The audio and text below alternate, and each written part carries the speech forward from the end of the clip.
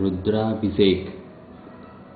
विनायकं गुरुं भानुं ब्रह्म विष्णु महेश्वरान् सरस्वतीं प्रणमाद्यो सर्वकार्यार्थसिद्धये।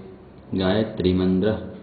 ओम भूर्भुवः स्वः ओम तत्सवितुर्वरेण्यं भर्गो देवस्य धीमहि धियो यो नः प्रचोदयात्।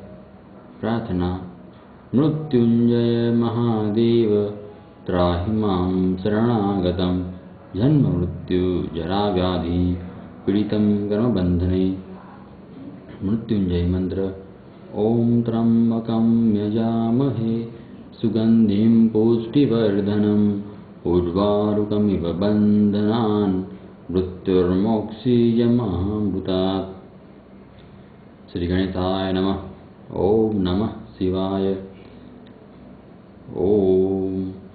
ओम नमो भवाय सर्वाय रुद्राय वरदाय च पशूनां पतये नित्यम् उग्राय जगवर्दिने महादेवाय भीमाय त्र्यंबकाय शिवाय च ईशानाय मखद्नाय नमस्ते मखधातिने कुमारगुरुवे नित्यं नीलग्रीवाय वेदसे पिनाकिने हविष्याय सत्याय विभवे सदा विलोहिताय धूम्राय व्याधिनेन पराजिते नित्यं नीरसखण्डाय शूलिने दिव्यचक्षुषे हन्त्रे कोक्त्रे त्रिनेत्राय व्याधाय च सुरेतसे अचिन्त्यायाम्बिका भर्ते सर्वदेवसुताय च वृषभध्वजाय मुण्डाय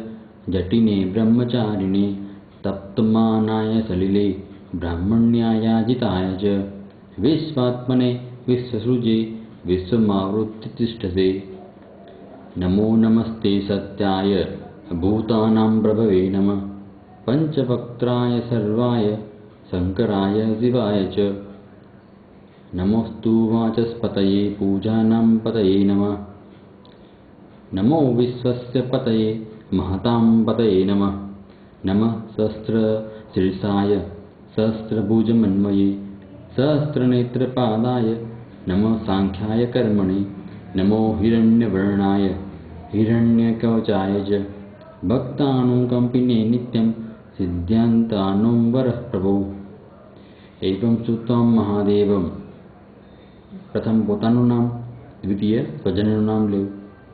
પ્રસાદાય મા સ્વભાવં સદા તવ કૃપાલબ્ધયે। ઓમ નમઃ શિવાય। ઓમ નમઃ શિવાય। ઓમ નમઃ શિવાય।